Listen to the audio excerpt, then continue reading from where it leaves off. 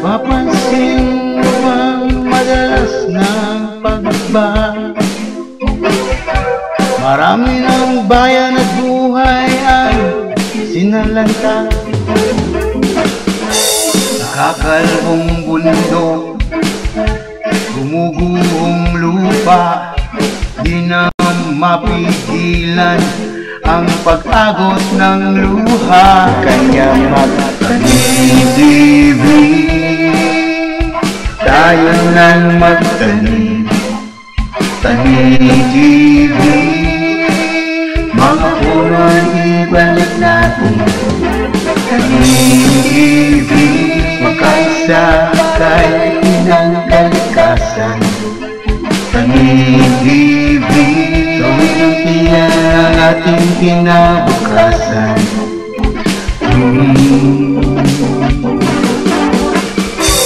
Kaya't kumilos na, imulat ang iyong mga mata. Mga hayop at halaman sa ating di umaasa. Lahat nakasalalay sa ating mga kamay. Pag-ibig, hibat, hala ang magiging gabay. Tanim-ibig, tayo nang magtanim. Tanim-ibig, mga puno'y ibalik natin. Tanim-ibig, magkaisa kahit inang kalikasan. Tanim-ibig, gawin ang tiyan ang ating kinabukasan. Ay, hindi biro ang mga puno, hindi biro ang mga sakunan, ipagsasawalang tibo. Tayong mga tao, tayo ang pag-asa. Kumilos tayong lahat at magsama-sama. Huwag hayaang mawala ang kaloob ni Bathala. Ang lutiyang kinabukasan, huwag hayaang masira. Ito na ang ating handog sa susunod na henerasyon. Ito ang tanging solusyon. Ito na ang pagkakataon. Ngayon na ang panahon.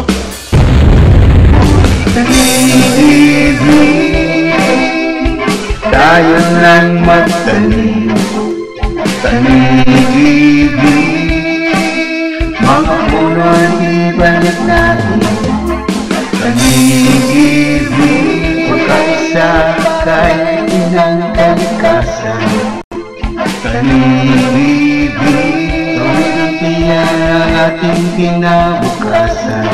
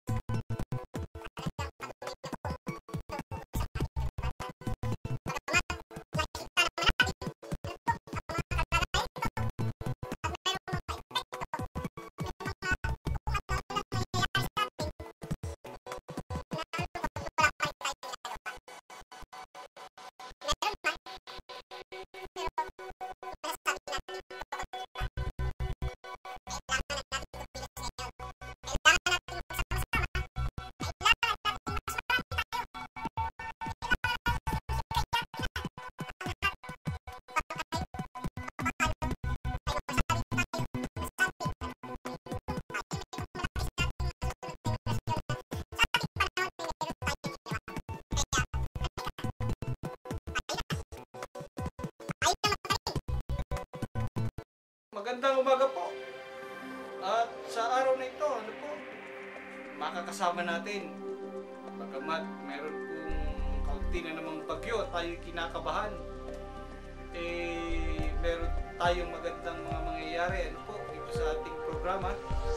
At nandito po, makakasama natin na naman si Kuya Gadi Gaetano para i-report sa atin kung ano ang nangyayaring magaganda doon sa Sariaya, sa Barangay Bugon, sa Barangay Sampaloc Bugon, kung paano sila ka-Efren, magandang umaga ka-Efren, ay nagtanim ng mga magagandang kape at yung ibang mga kasamahan naman niya ay kakao. Yan po yung i-report ng ating kalikaster na si Gadi Gaetano. Pero siyempre po, laging may kasama yan si Kuya Gadi yan sa Banahaw. Kilala nyo naman ang ating pong proud from Tingala, si Rex Ponsalang. Pinasyalan po niya. Siyempre, yun pong ating dong kaunting inisyatiba ng ating kasamahan na si Edgar Alcala, na isa pong magandang halimbawa ng agroforestry. Kung sana lahat tayo ginagawa natin ito sa ating mga sariling lupa, baka wala tayong problema. Wala tayong problema sa pagkawala ng mga puno. Sana ituro sa atin ito ni Ginoong Edgar Alcala sa paglalahad po ng ating proud from Tingala, si Rex Ponsalang. At siyempre po, talagang napakagalaan itong taong ito Alam niyo po ba may isang lugar sa Sariaya na makasaysayan? Isang lawa. Ang tawag po ay Dalagan. Doon po matatagpuan din yan.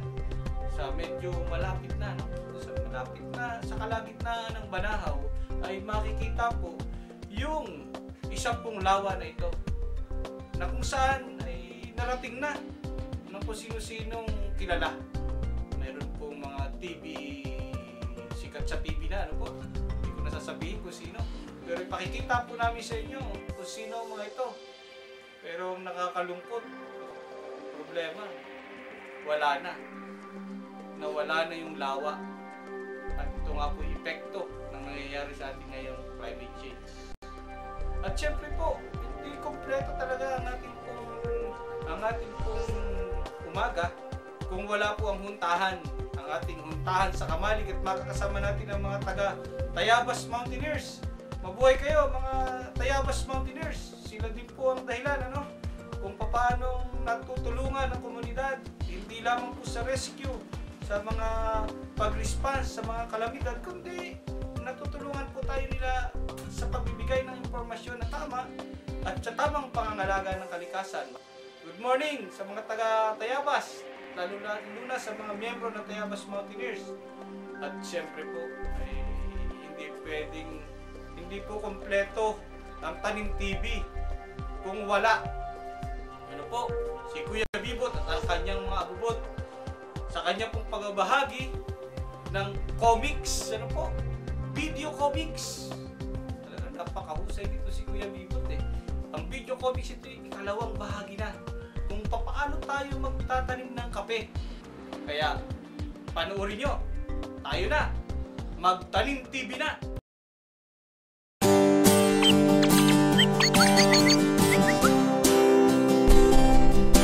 Banahaw Kalikaster, Gadi Gaetano.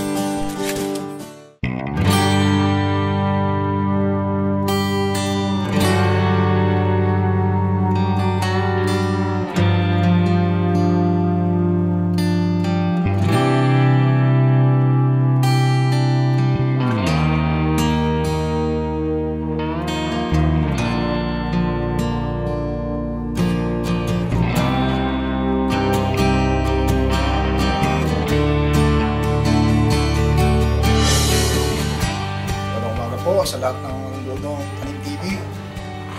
Ang Sampaloc Bugon po ang isa sa mga nagtaguyod ng pagtatanim ng coffee at cacao dito sa Banahaw area. Sa kabuuan po, meron po tayong 14,400 na seedlings ng cacao ang kanilang naitanim at 16,700 ang seedlings ng coffee ang kanilang naitanim. Kaya po sa kabuuan, meron po tayong 31,000 megit na coffee and cacao na itanim ng 74 cooperator dito po sa Sampaloc, Bogor. Ibig sabihin po niyan, hindi lamang sila nakabatay sa mga gulay, nakita rin po nila na pwede natin nilang pagkunan ng pagkakitaan ng pagtatanim ng coffee at kakao. Ako po si Barangay Captain Osmundo Tatlong Hari ng Barangay Sampaloc, Bugon. Ang programa na Tanim Kalikasan ay isa sa malaking tulong na maibibigay sa ating barangay, lalo na sa ating mamamayan. Sapagkat dito sa Barangay Sampaloc, Bugon, isa ang pinagkikitaan ng tao ay agrikultura. So sa produkto nating kakao at kape, isang malaking tulong yun sa ating mamamayan sapagkat hinihikayat natin ang ating mga kabarangay ay magtanim ng produktong kakao at kape sapagkat isa ito sa magbibigay sa amin ng malaking sulong sa pangkabuhayan sapagkat yung produkto na gulay na kakao at kape ay dito pa lang, hindi na sa halip na dayuhin natin doon sa malayo, pwede nating itanim dito sa ating malapit lang sa bahay. Nung nakaraan ay kinuna natin ng opinion, nag-set ng isang pagmi-meeting din dito na parang isang interview din na doon sa tanim na ibinigay ninyo ng mga produkto ay malaking tulong sa kanila sapagkat una, andito yung binhi. Sa halip na magbumili pa sila ng mga gagamitin, andun din yung mga pataba na susuplayan din ng inyong departamento, kaya malaking tulong yun sa kanila.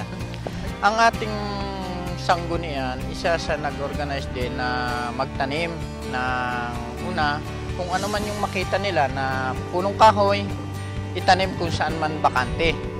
So ang DNR, isa din sa nag-organize sa atin na yung along the Barangay Road and yung protected area saka Hanagtong River ay Baybay Ilog, taniman din ng kahoy.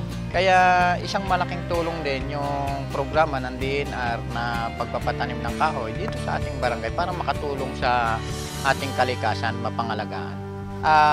Kami ng mamamayan dito sa kasanggunian, kami lahat ay laang makipagtulungan sa ikagaganda ng ating kapaligiran, lalo na sa mga tao na sumusuporta sa atin. Ako po si Maribol Doria, isang kagawad po dito sa Barangay Sampaloc, Bugon, sa Riyaya, Quezon. Ako po ang kinuwang bilang isang community organizer, volunteer. At sa pamagitan po ng pakipag-ugnayan dito po sa mga nagtanim ng kakao at kape dito sa aming barangay ay may kabuuan po ang napatanim dito ng kape at kakao ay nasa kabuuan ay 31,569 kape at kakao. Malaki pong naitulong dito po sa aming mga kabarangay dahil po sa ibang halamang hindi naangkop sa mga natatanda nila ay ngayon ay nakikita nila ay may pag naging aprobado dito sa mga tanim ng kakao at kape dahil sa karagdagan kita nila.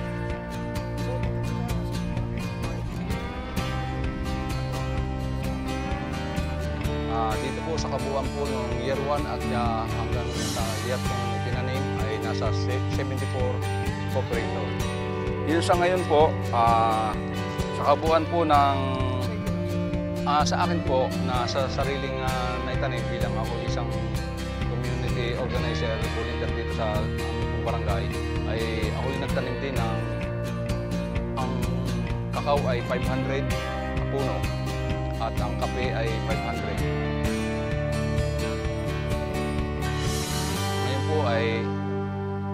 Ngayon po ay mahigit na isang taon na mapatanim ang kape at yung kakao ay bali 4 na buwan na.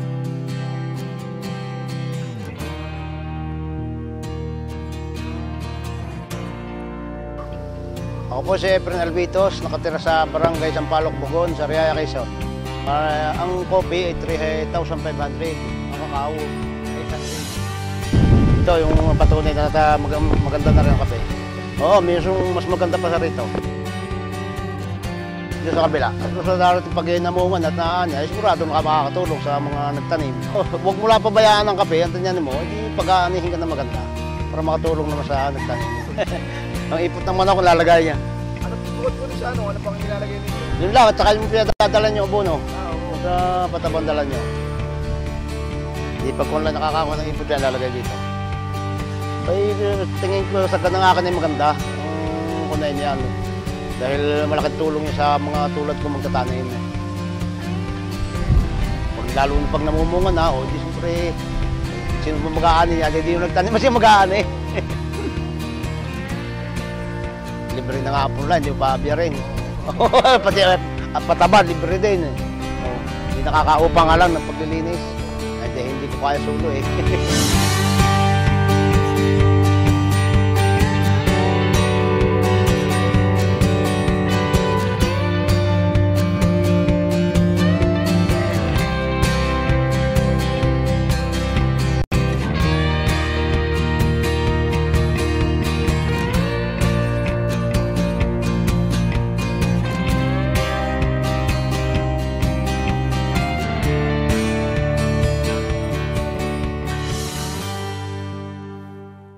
Ito po muli si Gadi Gaetano, Calicaster Tanim TV.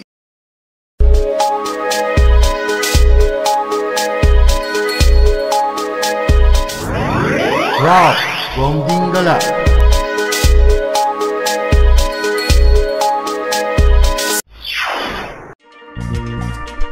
Ating pong subaybayan si Proud from Dingala sa pagsama niya kay Calicaster Gadi Gaetano sa Barangay Bugon sa Riyayak, Quezon. Dito, bibisitahin nila ang mga cooperators na nagtanim ng mga kakao at kape.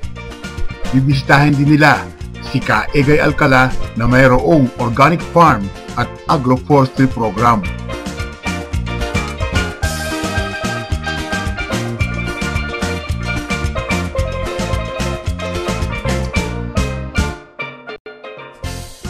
Bukod sa mga magagandang kakao na tanim ni Ka Egay, marami din sa mga tanim na prutas na organic.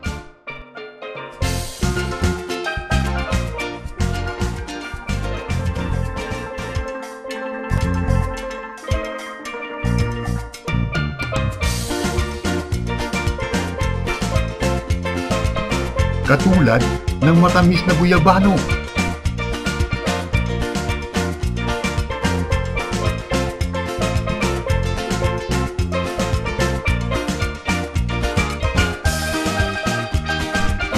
Mayroon din siyang malalaking native na papaya na pagkatamis-tamis.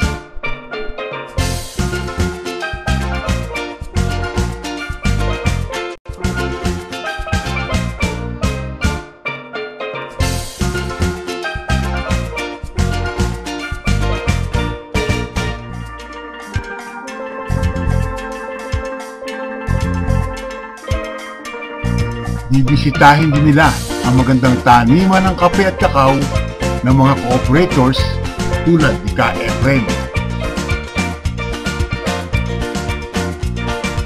May matadaanan din silang mga bulaklak tulad ng sunflowers papunta sa Dalagan Lake.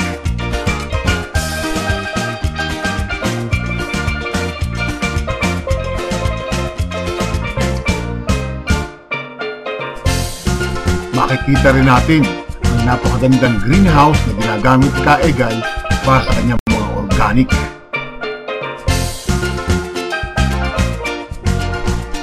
May matadaanan din silang mga tulay na yari sa kawayan na akala mo mabubuslot ka pero matibay.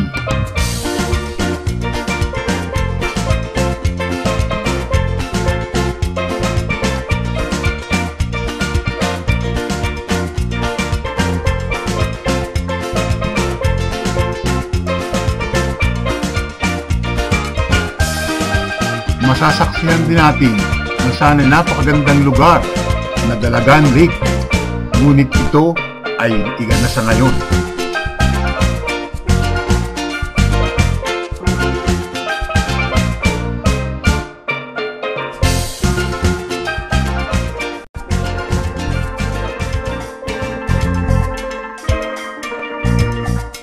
At syempre, ang napakagandang tanawin na inyo lamang masasaksihan sa Barangay Bugon.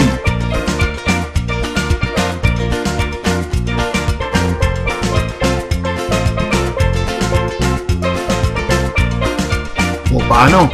Mag-uumpisa na tayong maggala. Atin ang pupuntahan sina Kaegay, sina Kap, at ang mga cooperators at ang magandang lugar ng Barangay Bugong.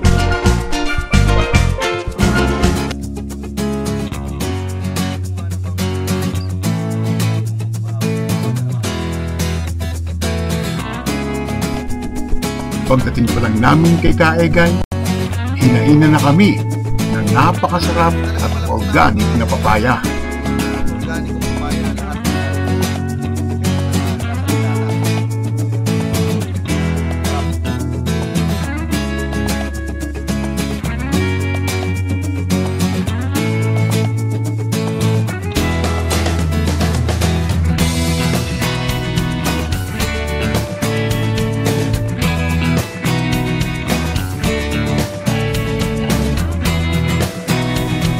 Pagkatapos naming umasab ng papaya, sinama na niya kami sa kanyang organic farm.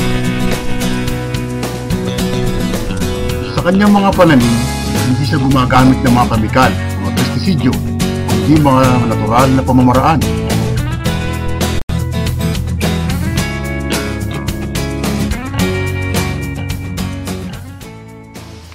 Ito yung isa sa mga halimbawa ng mga organikong pataba na ginagawa ni Egay.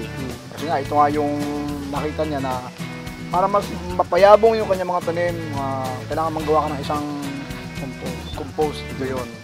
Ito yung isang halimbawa.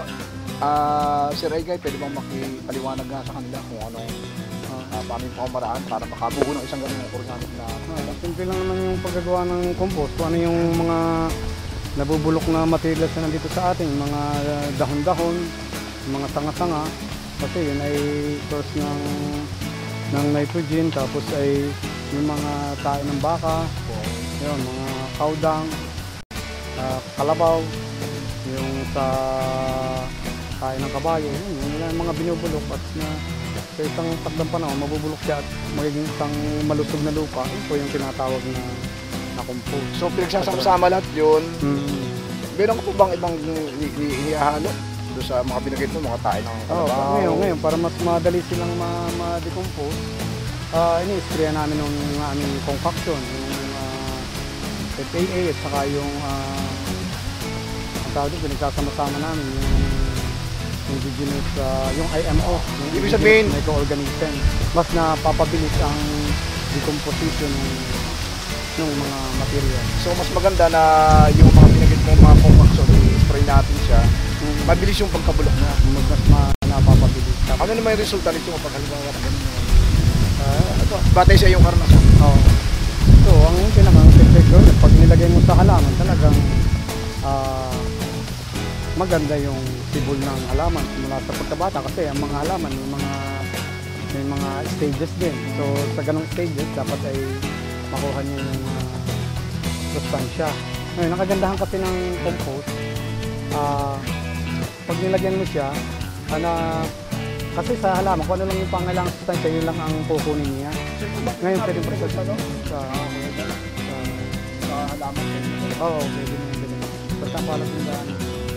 Ito, ibig sabihin nabulok mo siya, pwede na siya. Siya na siyang malusog na. Kasi nga, yung magkagandahan kasi ng compost, kasi ang halaman nga kasi, kung ano lang yung sustansyang kailangan, yun lang kukunin niya yun. Halimbawa, kung yung compost ay nandyan lang siya, so naka-preserve ngayon. Sandaling kailangan ulit niya, kuha lang ulit siya. Kumbaga yung cycle. Tapos halimbawa, kung nakalagay na yung compost mo sa mismong lupa, mas kakaroon ng yung dumadami lalo yung microorganism na siyang nagkokondisyon ng lupa. So dito sa iyong farm, mayroon pa bang ibang mga pamaraan na ginagamit? Ito, saan ito? Ayan, kuwan din yan. Kasi nilalagyan ko din ng kuwan, mas kuwan yun, yung rice hull. Yung bualaw. O yung bualaw na uling. Yun, para para yung lupa ay maging loose. So kasi mahalaga din na loose ang Yung lupa. carbonized risal, yung Oo, kulay, yan, kulay tama. itim. CRH, carbonized Para hindi risal. siya, kumbaga, bakit buhagag? Oo, so pag buhagag ang lupa, so yung ikot ng hangin, yung kanya. Yan. Ito yung greenhouse na ginagamit ni Kuya Egay sa kanyang organic farming. Kinakiyahan maganda. Ito lang nakikita ko meron siya dito. Uri ng pagtatanim kung gumamit ka nito.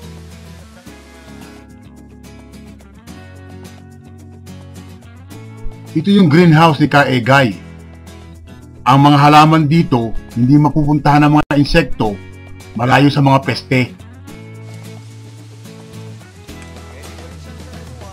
Malakas ang araw, malakas ang ulan.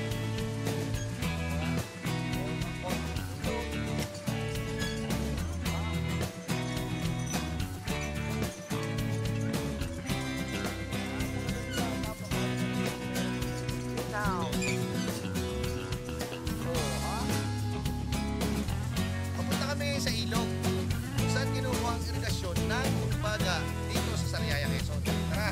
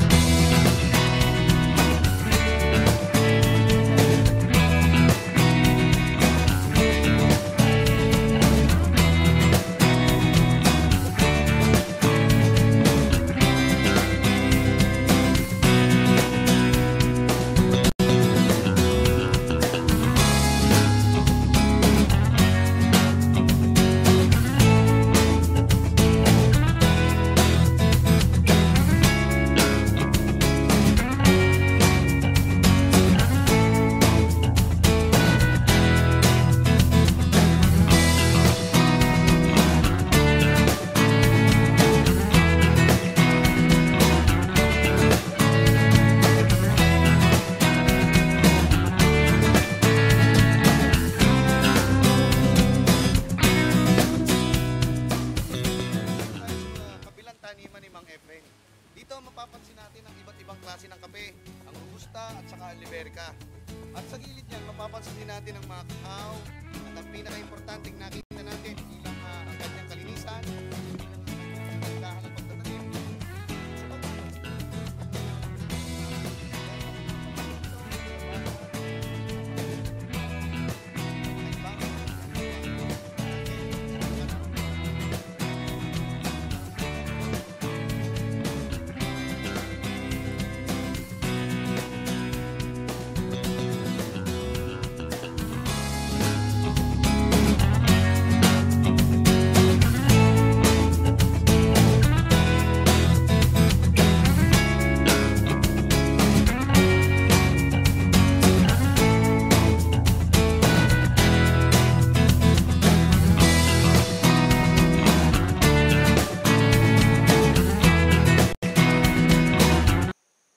Nasa paanan na naman tayo ng Bundok Banahaw. Malayo na naman ang linalakad natin para mapuntahan natin ang tinatawag na Dalagan Lake. Dito daw sa Dalagan Lake, dati daw ito ay punong-puno ng tubig at maraming isda. Parang dalag yata, kung hindi ako nagkakamali. Titingnan natin, pero yung bago tayo dumating dito, kita nyo naman, ang daming mga sunflower, ang daming mga magagandang tanawin na malamig din, parang sa Santa Lucia, sa Dolores. Kasi halos magkatabi lang siya eh. Sariaya, Dolores, magkatabi lang. So, dahil paanan na tayo ng Bundok Banahaw. Kaya tara, puntahan natin ang Dalagan. Baka may dalag pa, baka malate tayo. Tara na.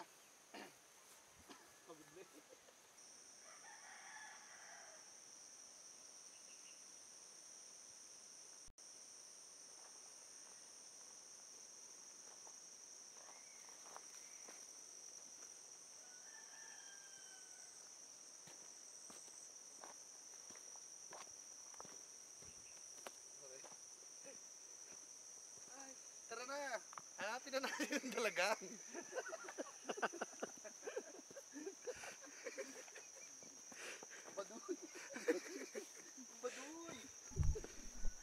Nakarating na rin sa Dalagan Lake ang dating maraming tubig, ngayon tuyong-tuyo dahil na rin sa climate change. Alam nyo bang nakapunta na dito si Secretary Dinky Solimay, Gary Granada, Joey Ayala at si Howie Severino. Dito rin dadaos ang FPE at iba pang mga NGO ng kanilang mga activities, training at seminar.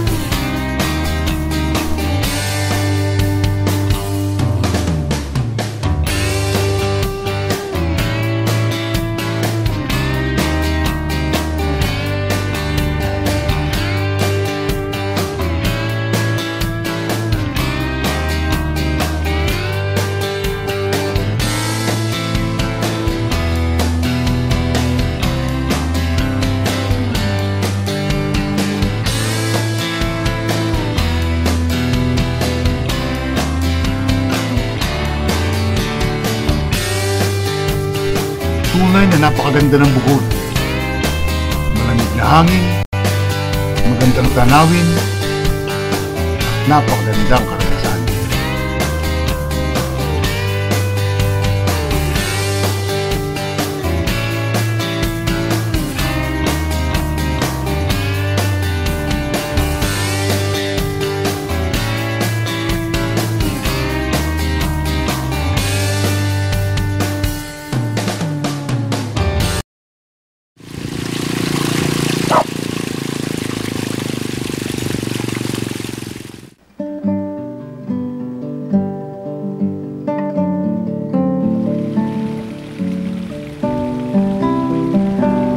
Halika na at makinig sa Huntahan sa Kamalig.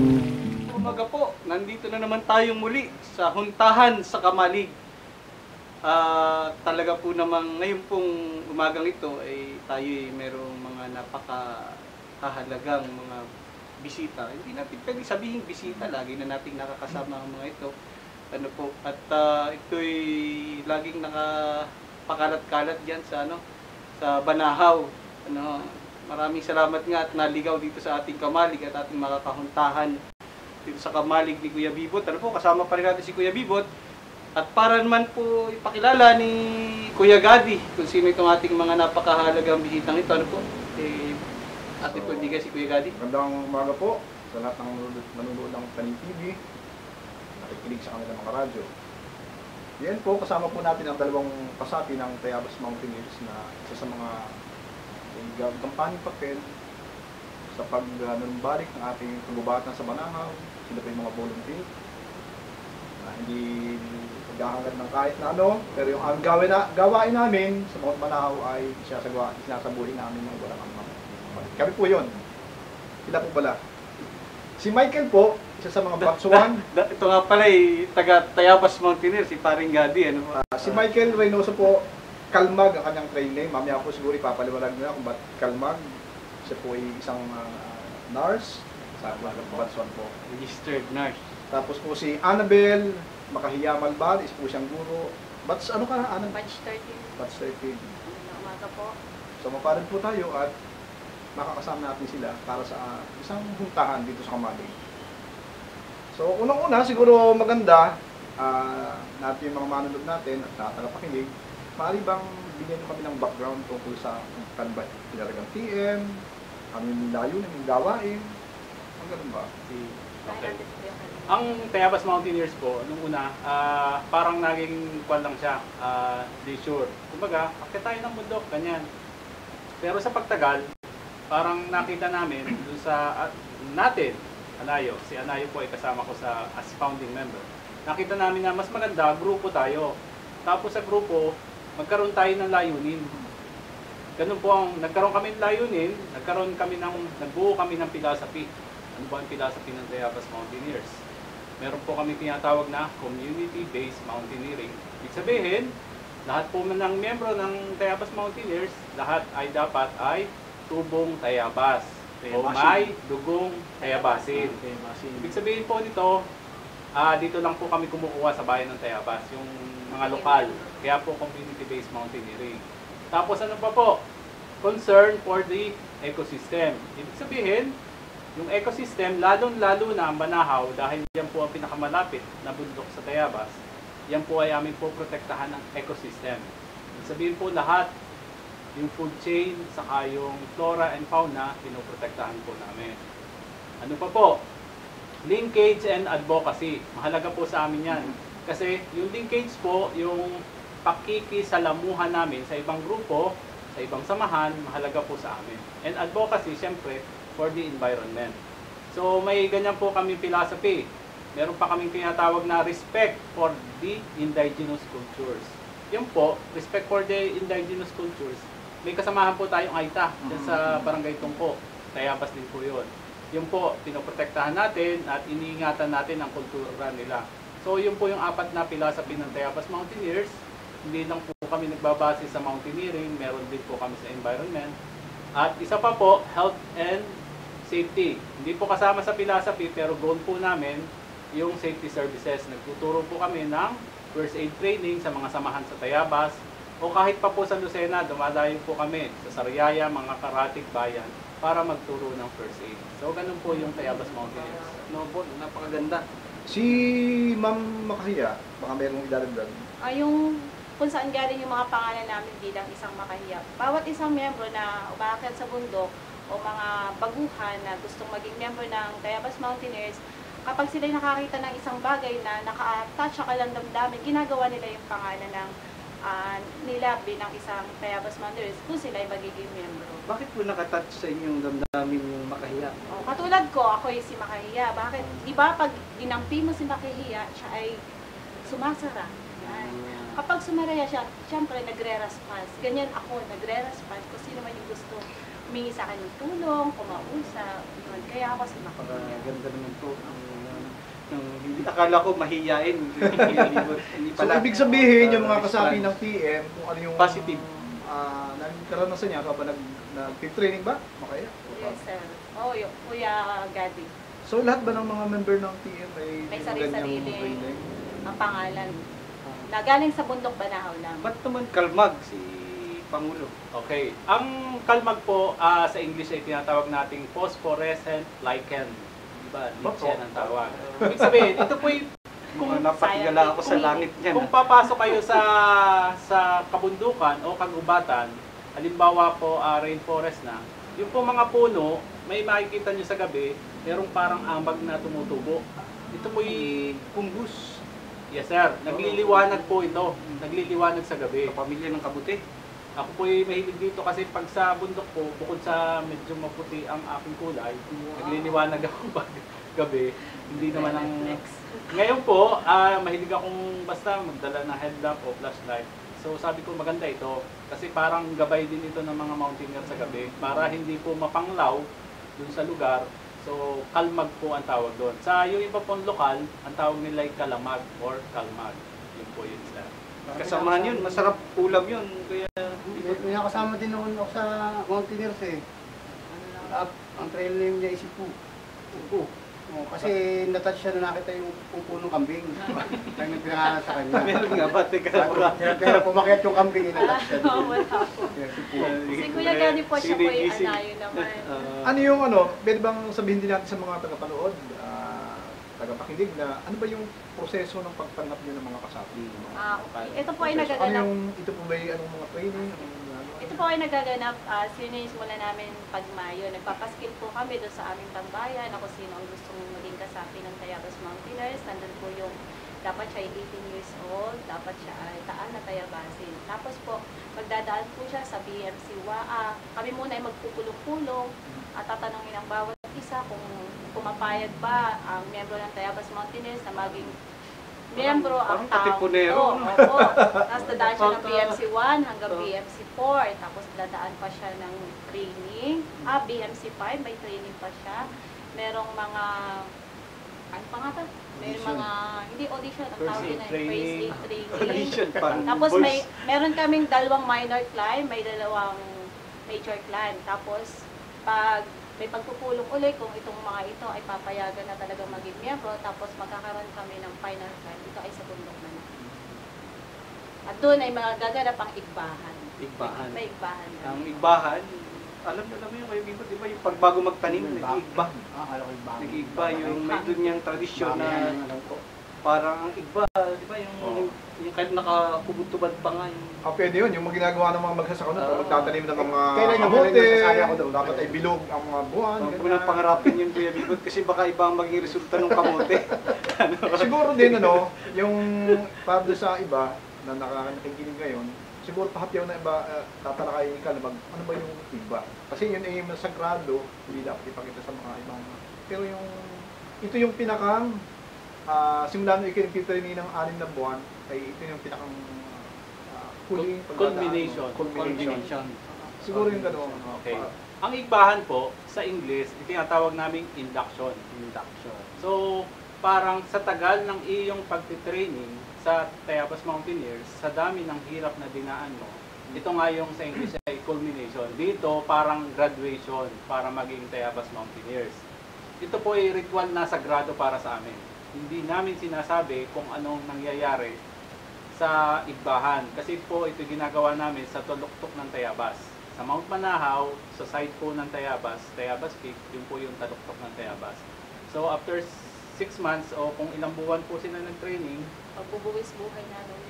okay, umaakyat po ang grupo, dala po namin ng mga materyales na gamit namin, tapos dun po kami nagkakaroon ng igbahan. So dito po, lahat po kami may dog tag na binibigay. Yung dog tag po, yung ginagamit ng mga sundalo. Nandun po ang pangalan namin, kung anong batch ng Tayabas Mountaineers, at ang blood type. Yun po yung pinakang ID namin. Bakit po? Kasi yung dog tag namin, para din po sa sundalo, hindi mo pwedeng dalhin yung plastic. Pag nataga, laminated na nasisira. Yung pong dog tag, bakal po yun. So yun po yung pagkakakilanlan. Minsan kasi, halimbawa, hindi maiwasan, aksidente. Kaya nandun na po yung blood type. Saka yun na nga po, pag bilang member, yun ang matatanggap mo, yung dog tag, doon sa igbahan. Pero yung pong mismong ritual, hindi po namin masasabi dahil yun po yung sagrado para sa amin. So ang Tayabas Mountains po ilang taon na kung ating babalikan ba? Since ilan po ito itinatawag? Tayo, Kuya Anayo, kami po yung magkasama. 22 years na po kami. Parang hindi halata. Parang 5 years ago lang. So, ang Tayabas Mountaineers po, tinatag namin noong April 9, 1992. Ito po yung formal na pagtatatag ng Tayabas Mountaineers. Araw ng kagitingan. Opo, araw ng kagitingan. Pinili namin ang araw na ito po para itatag ang Tayabas Mountaineers. So, 22 years na po kami ngayong April 9. Inibitahan ko po kayong lahat na open po yun pag kami nag-celebrate ng aming anniversary. Sa 22 years na po yun, meron po kaming 21 batches. Ang batch po ay, halimbawa, parang sa klase, anong batch ka nag-graduate. Kami po ay proud ni Anayo na kami batch 1. Kami nga tinatawag na founding member. Si Mama Kahiya nga, batch 13, sabi niya. So, ganun po. Ganun na kami katagal. Kami po ay SEC registered o Securities and Exchange Commission registered. And kami po kinikilala ng LGU ng Tayabas as accredited NGO. So, ganun po ang Tayabas Mountaineers. Kung 22 years na, no? Ilang taon ka na? Nagkapalay ako yung 18. Tapos 20, di 40. 40. Begins at 40. Parang 39 lang. Akala ko sagrado. Pagsabihin yung edad. Sige po, talagang baka magkabistuhan tayo. 22 years na, ibig sabihin marami na kayong mga challenge na kinakaharap. So, maaari bang ibahagi din natin sa mga ating mga manonood? Kung ano yung mga hamon na yun? Marami pong hamon. Kagaya nung tayo magkakasama pa, nung kakaunti pa tayo sa Tayabas Mountaineers. Kasi nung una pa po, hindi pa establish yung protection ng environment. Kung mapapansin nyo, nito lang today. Pero noong una, nakakakita na kami illegal mining sa Banahaw. So kami na po ang nagsusumbong noon. Manina, parang napag-usapan ninyo ni Paso, yung ganyan. So, dati po ganun, dumaan kami sa mga ganung pagkakataon na hanggang sa yung ibang membro, dahil nga nagsusumbong, kinakatok mismo ng mga minero sa bahay. So, matinding may pananakot ang dating nito. So matindi pagsubok ito. Pero nalampasan Wala din pa Tayabas po kasi Mountain. nung cellphone. Eh. Wala pa kasi nung Oo cellphone. nga, sir. Ngayon, hindi na magsusumbong, nagte-text na lang. Wala na nga, sir. Ano naman sabi ng tatay niyo nung nagsumbong kayo? So, itinago lang po kami at kailangan ingatan. Siyempre po. Ngayon po, ang iba pang mga pagsubok naman ay bukod sa environment, yun na nga po dahil ngayon ay kailangan natin ng safety conscious tayo. So kami po yung nag-training sa Philippine Red Cross. Nag-training po kami, basic life support, basic first aid or standard first aid. Tapos yun po ang tinuturo namin. Sa kagandahan palad po, yun na nga po, 22 years ang Tayabas Mountaineers, matibay pa po ang samahan namin. Meron din kasing parang paniniwala tayo na yung pagdami ng bakit sa mundo kung pagkasira ng trade, isa-isa naging hamon din siguro ang pwede natin sabihin sa kanila. Kasi pagka alam ko noon, dito ginawa yung Federation Climb, tapos hindi natuloy, nagkaroon ng mga debate, kasi ang ating libo-libo, ay alam hindi naman tayo naniniwala doon. Pwede bang makikipahapyaw din sa mga manonood natin kung ano nangyari? Okay. Noong pong panahon yon, ang Federation po ng mga Mountaineers ay nag-suggest na gawin ng Federation Climb sa Mount Banahaw. Diyan po tumutol ang Tayabas Mountaineers. Kasi po, ang pinopropose nila is maximum impact mountaineering. Ibig sabihin, lahat ng mountaineer aakyat sa Banahaw at doon magkikita-kita. Dahil naman po kami, kasama rin po ang sabi ko kanina, ang aming linkages. Kailangan nakikisama ka rin sa ibang grupo. So ginawa na lang namin, compromise. Oo, may aakyat na grupo, pero magkikita-kita tayo ay sa baba na lang. So nag-suggest po kami sa Barangay Dapdap, sa Tayabas, doon sa school, doon na lang gawin yung parang kasayahan natin. So meron pong aakyat hanggang Kampuan lang, meron din po namang umakyat ng Banahaw, pero limited lang po yung dami. So pinigilan namin yung marami talagang aakyat kasi maximum impact po yan. Ang Tayabas Mountaineers po, ang sinasuggest namin, minimum impact mountaineering. Yung kakaunti lang po yung masisira natin. Yung pinaka-minimum. So nangyari po, umakyat yung iba, pero limited. Then yung karamihan, doon po namin ginawa sa school. So yun po yung Pinakang huling natandaan ko na maraming umakyat. Merong panahon na maraming umakyat dyan sa Banahaw di Tayabas nung sugulin yung mga minero. Oo, yung libo-libo rin yun. Treasure hunting. Illegal treasure hunting. Pero sa Kampuan lang, Kampuan. Kampuan lang. Pero yun, ibig sabihin para talagang nag-aalab yung mga damdamin ng mga Tayabasin para protektahan yung Banahaw. Napakaganda. Gusto ko sana parang sabihin din sa mga manonood na paano ninyo sustain yung inyong program magagawa? Saan kayo nagkukumukuha ng mga resources? Ang budget sa mga activities Paano ng ba? Tayabas Kasi Mountaineers, kasi meron kayong mga activity. katulad ng first aid. Saan nyo kinukuha yung mga gastusin ninyo? Ang mga gastusin ay dahil nga voluntaryo, sa amin din o sa mga membro din kinukuha. Minsan, may membership fee tayo na 300 pesos, tapos ay yung monthly dues na 30 pesos Isang buwan. sa isang buwan. Bawat membro kailangan magbigay ng, ang tawag namin ay monthly dues. Pero napakakunti, no? Ilan yung membro nyo sa kasalukuyan? 102 po kami ngayon. 102, 30 pesos sa 100, 3. Ay, mura lang ngayon ang mango juice natin. Hindi na po kami bumabayad ng aming tambayan. Kasi ito ay pinahiram sa amin ng akaman ng... Pero kahit pa, ibig sabihin, maunti rin yung inyong Monthly juice. monthly dues. Sa panahon ngayon, kung ano ba yung susuriin mo, ang mahal ng bilihin lahat. Paano- Nakakaya ba? Paano nyo nagagawa yun? Yun yung katangiang dapat marahil pag malaki niya. Dahil sa dedikasyon ng bawat member ng Tayabas Mountaineers, hindi naging problema ang gastos. Dahil Dahil may mga trabaho naman, ay kanya-kanyang bigay. dahil yan yung ugali ng Tayabasin, Pagbigay. mapagbigay. Ayun po, ang misis ko ay taga Tayabas eh. Kaya mapagbigay. Mapagbigay yan, kaya minahal niya ako. Okay. Pero yung ibang gamit po, meron tayong mga politiko na nagbibigay ng mga gamit. Pinatanggap din siya. Katulad Mga ng- voluntaryo, no? Opo. Tulad ng book, ng helmet. Tapos po, tuwing mayuhan, meron kaming tinatawag na rock wall climb. Yun. Merong donasyon kami na kukuha, 5 piso, 10 bawat sa mga aakyat. Yun. Nakakakalap din po kami ng napakagandang gawain. Ano po, si Kuya Bibot, kanina pa to ngumingiti, kanina pa gusto kong may tanong, Kuya Bibot. Hindi naman, nahalala ko yung mango juice. Yung mango juice ba?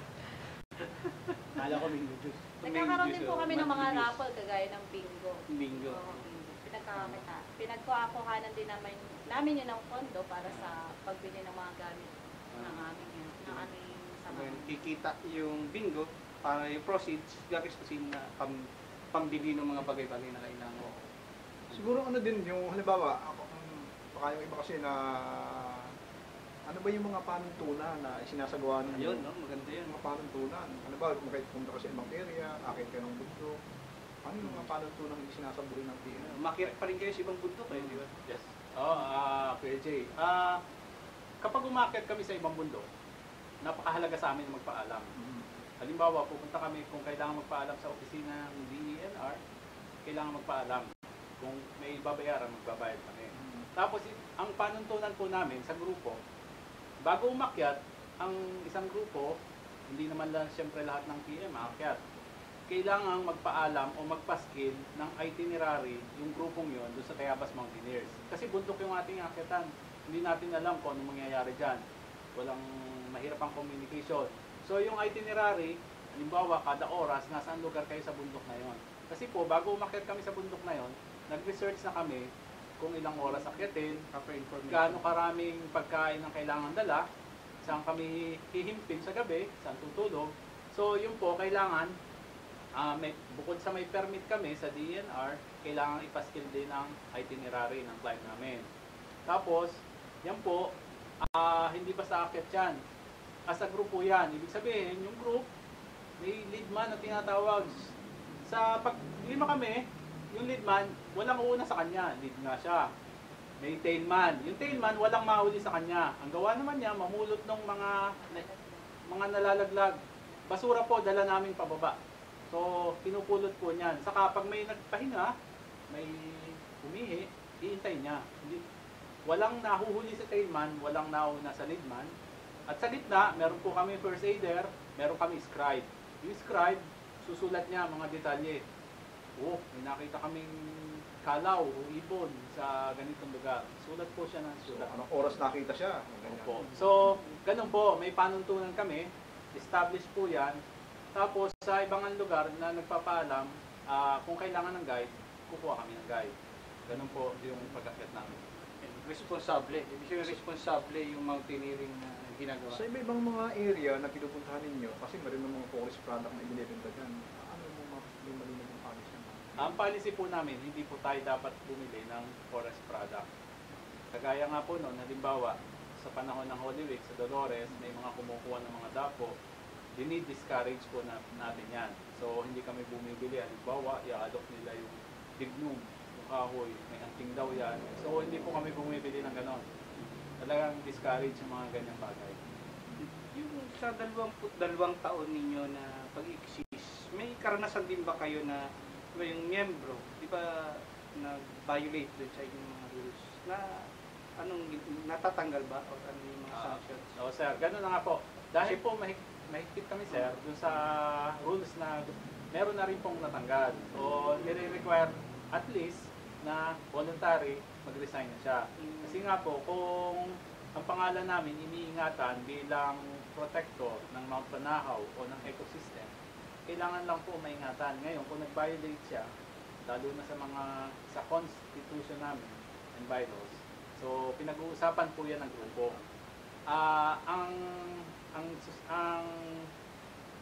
Ang grupo naman po ang nag-decide niyan, hindi lamang yung officers, buong yung grupo po. General Assembly. May abogado din po member of TN. Kaya po, madali namin nag-decision. Kung titignan isang halimbawa ng organisasyon na responsable, ano po, hindi lang, yung iba kasi parang kung gusto niyang pumasok sa organisasyon para meron lang ng pangalan, makasakay dun sa pangalan ng organisasyon, sasali. Ano po. Pinadadaan po muna namin sa butas ng karay. Siguro din, Michael, pwede rin ibahagi din yung environmental ethics na pinatutubad ng TM pag makakit kayo sa mga area o sa Banahaw o kung saan kayo pumunta. Ano yung environment, panuntunan. Okay. Yun ang sinasabi ko kanina, yung minimum impact natin, mountaineering. So di yan, kagaya nung paggamit natin sa sabon, hindi na tayo gumagamit. Sa pagligo, kung gagamit man sabon, malayo sa water system, waterways. Ibig sabihin, kung maliligo ka at gagamit ka ng sabon, kukuha ka ng, may dala kang tabo, tapos maliligo ka malayo dun sa ilog o sa daluyan ng tubig. Ngayon, ano pa? Yung basura. Ang basura, dinadala natin lahat pababa. Kung umakyat tayo, dala natin mga basura, dadalhin natin pababa yung mga basura. Tatapon natin sa bayan. Ano pa? Iniiwasan nga natin yung mga campfire. Yung mga yan, hindi tayo nagsusunog. So, dala natin yung stove. Tapos, hindi na rin tayo gumagamit ng sanga para sa pagluluto.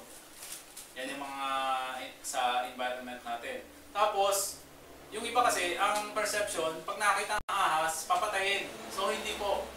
Ang Tayabas Mountaineers po, yung ibang samahan na nagpo-protect ng environment, pag nakita ng ahas, iiwas mismo yung tao, yung grupo, dun sa ahas. Kasi hindi naman niya mananakit kung hindi mo sila sasaktan o hindi sila nare-threaten. So, ganun tayo. Yung mga nakakita tayong baboy ramo, umiiwas din tayo dyan. So, ganun. Tapos nag-observe lang tayo. Maganda nga, pagkakataon nakakita tayo ng mga animos, unggoy, dyan sa kagubatan. So, ganun tayo. So, yung apat na paano po ng mountaineers yun? Take nothing but pictures. May tinatawag tayo parang motto ng mga mountaineers. Take nothing but pictures, kuhanin lamang ay larawan, kill nothing but time, patayin lamang ay oras, and leave nothing but footprints. Iwanan lamang ay yapak ng ating mga paa. So, ano yung, sabi niyo kanina, 22 days na, ano yung tingin mo na nakita mo isa sa mga nagiging ugnayan ng mga sama, ba't kayo Natatangi. Ano yung natatangi na? Okay. Ano Yan bang meron? So, lighter side ng ating siguro interview. Alam nyo, sa totoo lang, dahil nga sa kulturang Tayabasin, ang maganda dito ay yung pakikisama. Ngayon, ano yung bagay na nag-uugnay sa atin? Ito, lamanok. Lamanok talaga. Kasi sa Tayabas Mountaineers, sa tagal natin, na nasa TM, talagang lamanok ang nag-uugnay sa TM. Oo nga, ito'y alak, pero hindi naman tayo lamo sa alak. Tayo para lang may magandang pag-usapan, kaya tayo umiinom ng labanog. Saka may kultura, pag inom ng labanog sa Tayabas, hindi basta-basta, hindi yung basta may alak, tungga. Tayo ay may pagpapaalam, may ritual tayong ginagawa sa labanog. So, may... Naipo. may kanta pa ang alam ko dyan, may kanta. Oo, naipo, tabi po. Pakinabangan po. Pakinabangan po. Ayan, napakaganda ano po. At alam niyo yung lambanog, kaya pala malalakas. Hindi lang sasalita. Ito yung misis ko eh, 7 beses ako nabasted. Ano kasi kailangan malakas ako uminom ng lambanog bago ako sinagot. Hindi ko nga alam kung paano ako sinagot eh. Joke lang eh. Ayun, sige po, siguro, ano pa yung, may mga ilan pa siguro mga tanong na si Kuya Gati para sa ating mga kinatawan ng Tayabas Mountaineers. Tayo may talaga talagang gusto natin, ano ba po yung pasakit grupo? Maaari ayaw natin magtanggal. Ano yung kailan kayo nag-invite ng mga gustong maging kasapi ng team? Ngayon pong Mayuhan, tinatapat po namin yung Mayuhan kasi marami dito ang pumapasya sa Tayabas. Iniimbitahan po namin ang mga Tayabasing may edad 18 pataas, maging miyembro ng Tayabas Mountaineers. Sila lang po ay kumuha ng pulmonaryo o form sa kahit sino kasapi ng Tayabas Mountaineers. O kung may mga katanungan sila tungkol sa grupo, maaari mo nilang kausapin o tanongin ang sino mang miyembro ng Tayabas Mountaineers o bumisita sila sa ating tanggapan na malapit lamang po sa simbahan. Dati, malapit din sa simbahan, yung dating opisina. Pero hindi ako nakakapagtanong kung paano maging miyembro, kaya hindi ako naging miyembro, ano Kuya Gati. Kasi lagi niyo ako nilalasing eh. Yung binigay ni Annabel, makainyaman ba? Yung mga requirements. Isa din siguro yung dagdag din siguro yung wala siyang nakabinding kaso. Siyempre naman. Marami yata. Hindi siya nagsabi natin, nagmamarumuho. Yan. Mahalaga yun. Kaya alam, NBA ba yan? Police clearance? Parang clearance. Tsaka waiver ng magulang na pinapayagan siya maging. O kaya asawa. Asawa. Kasi may asawa. Ano kung mag-asawa? Gusto maging Tayabas Mountaineer? Basta Tayabas. Maganda po yan. Ano? At siguro nga, kung tayo may tuturi na pinakamatagal na lokal na NGO or organization, ay masasabi po natin yung Tayabas Mountaineer. Ano po, panahon pa yan ni paring Nuno, si June. Paring June, Ridor, paring June, Happy New Year, kumusta ka na? Magpakita ka naman. Magparamdam ka naman. Marami kang inaanak dito sa Tayabas. Nagre-reseta na. Nagre-reseta na yung mga inaanak.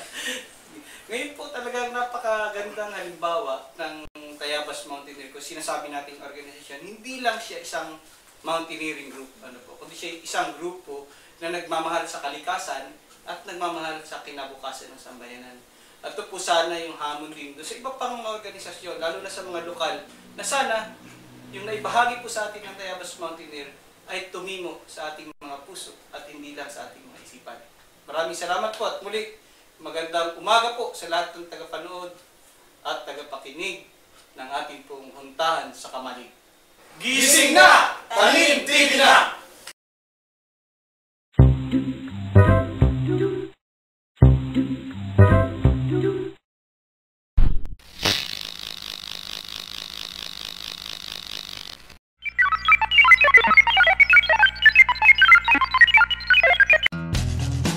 Mas mainam sa kape ang magandang lugar na pagtataniman. Kailangan ng magandang lupa at klima. Karaniwan ang kape ay tinatanim sa mga lugar na kung saan ang lupa ay pahilig. Ay, ano itong natapakan ko? Nya!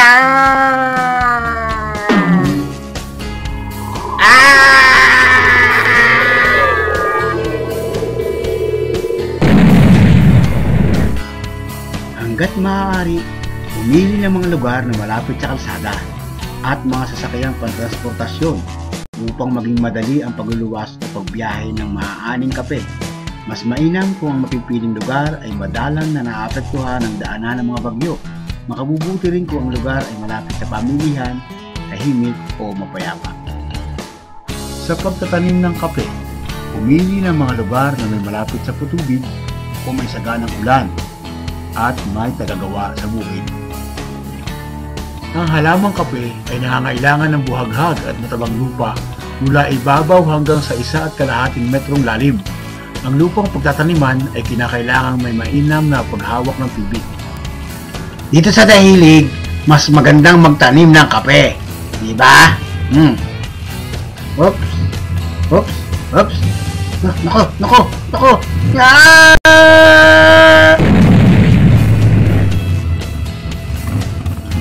Ang kaasiman ng lupa o soil pH ay kinakailangan nasa 5 hanggang 6.5. May iba't ibang uri ng kape ang tinatanim dito sa Pilipinas. Arabica, Robusta, Excelsa, at Liberica o kapeng Barako. Karaniwang ang kape ay mainam na itanim sa mga lugar na may katamtamang lamig ng panahon. Ito ay kinakailangan na may pantay na pag-ulan na 190 hanggang 200 cm ang dami sa buong taon. Sa susunod kong Sabado, aming babahagi naman sa inyo ang paghahanda ng nursery o punlaan.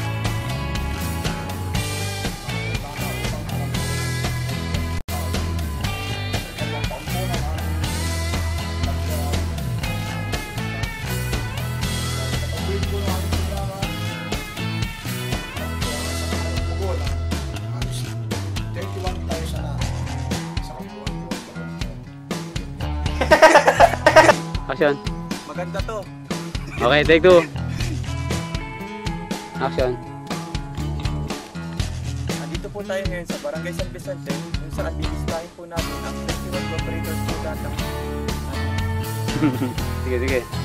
Okay, teka.